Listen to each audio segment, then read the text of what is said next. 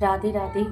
हम लोग पढ़ रहे थे श्रीमद् भगवत गीता यथारूप, जिसमें दूसरा अध्याय गीता सार पढ़ रहे थे।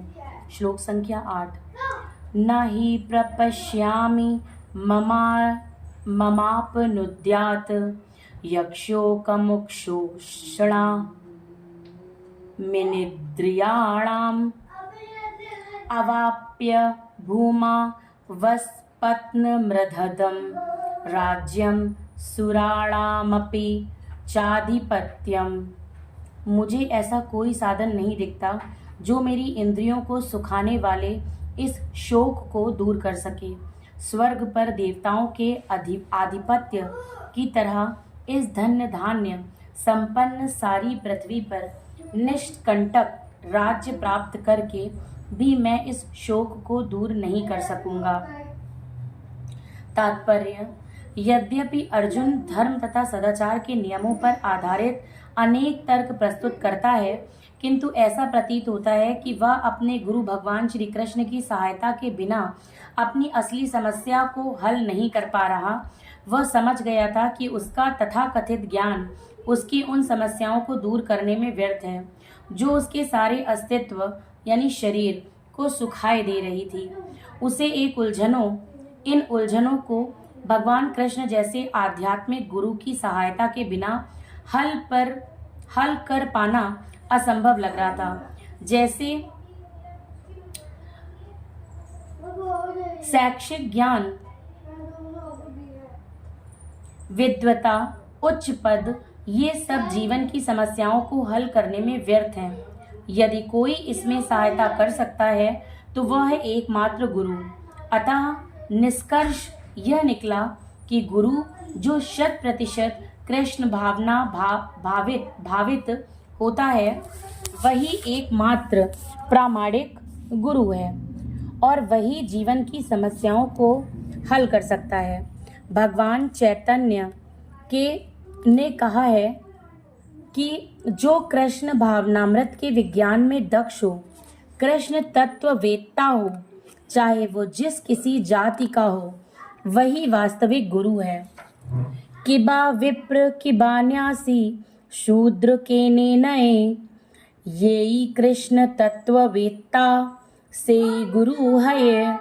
कोई व्यक्ति चाहे वह विप्र यानी कि वैदिक ज्ञान से दक्ष हो, निम्न जाति में जन्मा शूद्र हो या कि सन्यासी, यदि वह कृष्ण के विज्ञान में दक्ष यानी कृष्ण तत्ववेत्ता है तो वह यथार्थ प्रामाणिक गुरु है।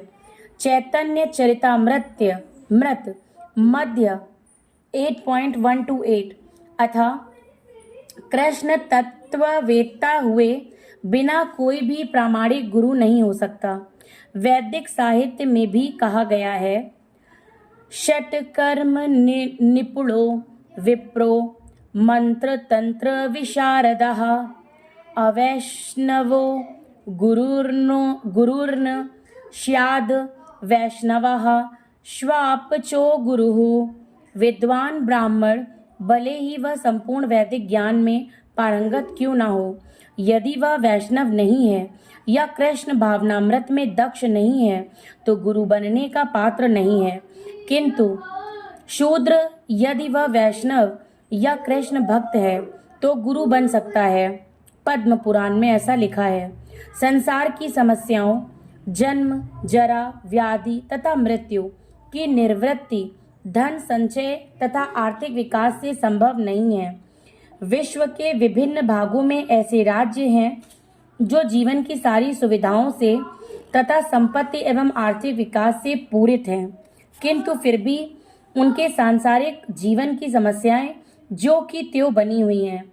वे विभिन्न साधनों से शांति खोजते हैं, किंतु वास्तविक सुख उन्हें तभी मिल पाता है जब वे कृष्ण भावनामृत से युक्त कृष्ण के प्रामाणिक प्रतिनिधि के माध्यम से कृष्ण अथवा कृष्ण तत्व पूरक भगवत गीता तथा श्रीमद् भागवत के परामर्श को ग्रहण करते हैं। यदि आर्थिक विकास तथा भौतिक सुख किसी के पारिवारिक, सामाजिक, राष्ट्रीय या अंतर्राष्ट्रीय अवस्था से उत्पन्न हुए शोकों को दूर कर पाते तो अर्जुन यह न कहता कि पृथ्वी का अप्रतिम राज्य या स्वर्ग लोक में देवताओं की सर्वोच्चता भी उसके शोकों को दूर नहीं कर सकती। इसलिए उसने कृष्ण भावनामृत का ही आश्रय ग्रहण किया और यही शांति तथा समरसता का उचित मार्ग है। आर्थिक विकास या विश्व आधिपत्य प्राकृतिक प्रलय द्वारा किसी भी क्षण समाप्त हो सकता है। यहाँ तक कि चंद्रलोक जैसे उच्च लोकों की यात्रा भी, जिसके लिए मनुष्य प्रयत्नशील है, एक झटके में समाप्त हो सकती है। भगवत गीता इसकी पुष्टि करती है। क्षीणे पुण्य मृत्यलोकम विशन्ति। जब पुण्य कर्मों के फल समाप्त हो जाते हैं तो मनुष्य सुख के शिखर से जीवन के निम्नतम स्तर पर गिर जाता है। इस तरह से विश्व में अनेक राजनीतिज्ञों का पतन हुआ है। ऐसा अधः पतन शोक का कारण बनता है। अतः यदि हम सदा के लिए शोक का निवारण चाहते हैं तो हमें कृष्ण की शरण ग्रहण करनी होगी। जिस तरह अर्जुन ने कृष्ण से प्रार्थना की कि वे उसकी समस्या का निश्चिंत समाधान कर दें, और यही कृष्ण भावनामृत की विधि है। संजय उवाच एव मुक्ता ऋषिकेशं गुडाकेशः परन्तपः न योत्सय इति गोविंद मुक्त्वा तूष्णीं बभूवः। संजय ने कहा, इस प्रकार कहने के बाद शत्रुओं का दमन करने वाला अर्जुन कृष्ण से बोला, हे गोविंद, मैं युद्ध नहीं करूंगा, और चुप हो गया।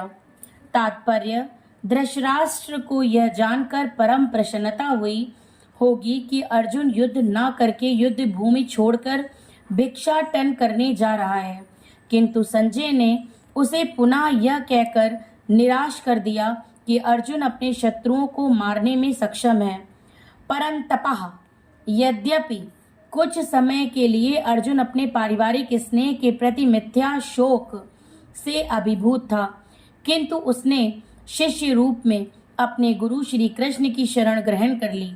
इससे सूचित होता है कि शीघ्र ही वह इस शोक से निवृत्त हो जाएगा और आत्म साक्षात्कार या कृष्ण भावनामृत के पूर्ण ज्ञान से प्रकाशित होकर पुनः युद्ध करेगा।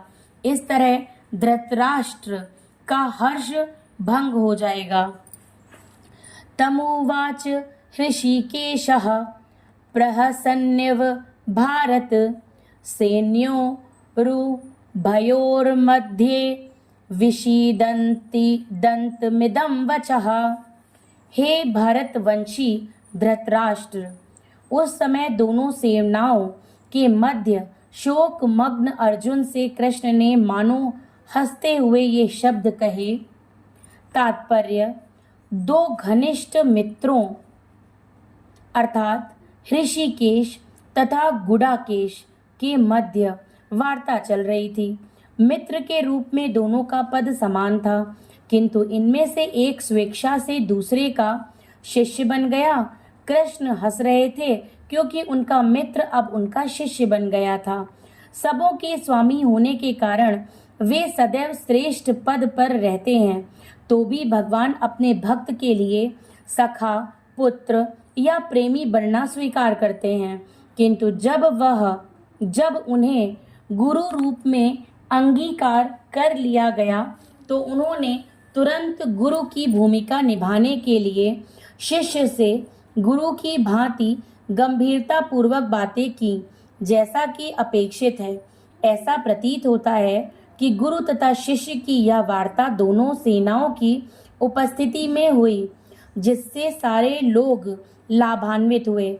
अतः भगवत गीता का संवाद किसी एक व्यक्ति, समाज या जाति के लिए नहीं, अपितु सबों के लिए है, और उसे सुनने के लिए शत्रु या मित्र समान रूप से अधिकारी हैं।